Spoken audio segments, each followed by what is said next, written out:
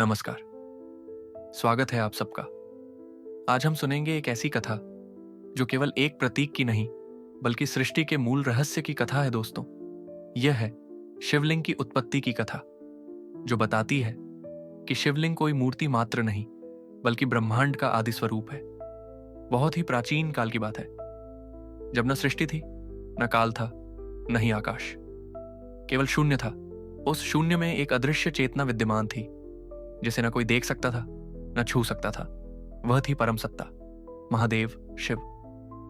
समय बीता और उस चेतना से जन्म हुआ ब्रह्मा और विष्णु का, सृष्टि और पालन के अधिष्ठाता देवता। ब्रह्मा ने स्वयं को सृष्टि का रचयिता माना और विष्णु स्वयं को पालन करता। धीरे धीरे दोनों में एक प्रश्न उठ खड़ा हुआ, हम दोनों में श्रेष्ठ कौन?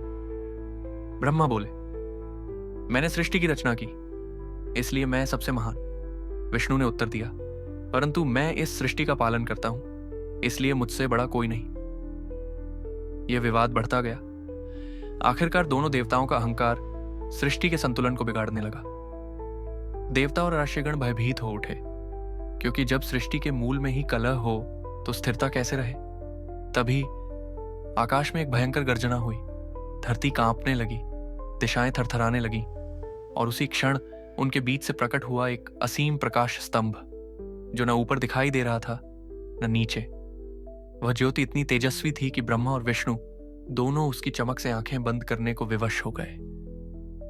उस प्रकाश के स्रोत का अंत और आरंभ दोनों ही अदृश्य थे।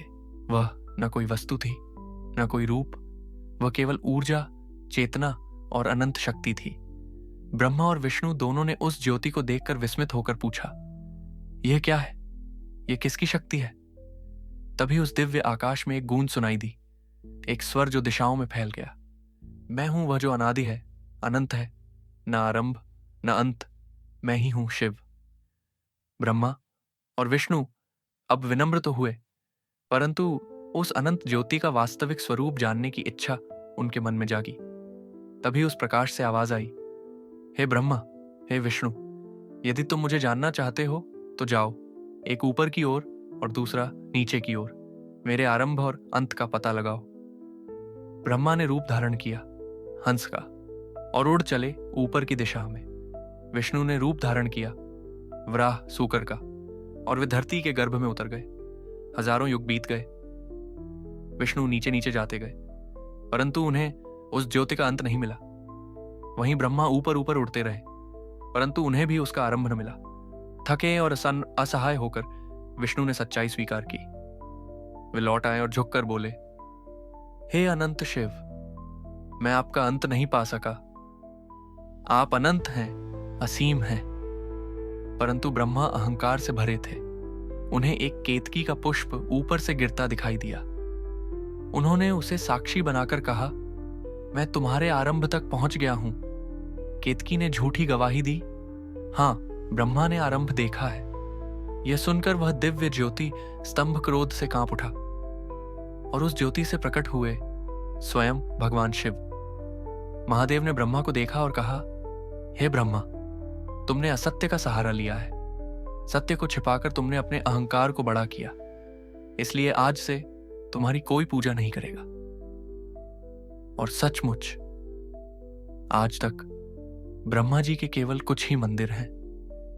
फिर महादेव ने केतकी पुष्प की ओर देखा, तुमने असत्य की साक्षी दी है, इसलिए अब से तुम मेरे पूजन में स्वीकार्य नहीं होगी। इस प्रकार केतकी पुष्प भी शिव पूजन से निषिद्ध हो गया।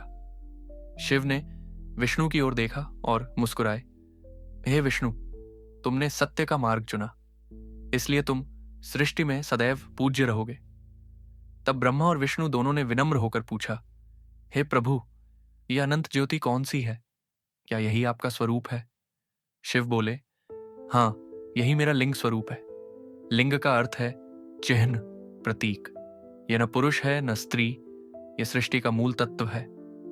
जो ऊपर की ओर जाता है वह शक्ति का प्रतीक है, जो नीचे की ओर स्थिर है वह चेतना का प्रतीक है। ऊपर शिव है, नीचे शक्ति, और इन दोनों के मिलन से ही सृष्टि की रचना होती है। उस अनंत ज्योति के स्थिर होने के बाद देवताओं ने उसकी पूजा प्रारंभ की। यही वह क्षण था जब पहली बार शिवलिंग की स्थापना हुई।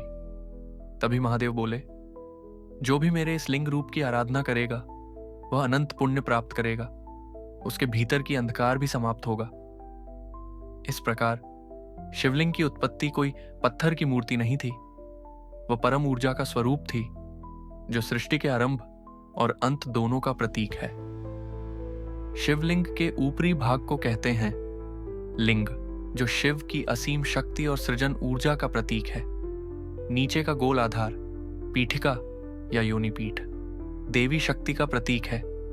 दोनों मिलकर दर्शाते हैं चेतना और ऊर्जा का संगम, यानी शिव और शक्ति का अद्वैत रूप। इसीलिए जब भक्त शिवलिंग की पूजा करते हैं वो किसी मूर्ति की नहीं बल्कि ब्रह्मांड के सृजन स्रोत की आराधना करते हैं। विष्णु और ब्रह्मा ने झुककर महादेव की आराधना की और वह दिव्य ज्योति धीरे धीरे शांत होकर कैलाश पर्वत में समा गई।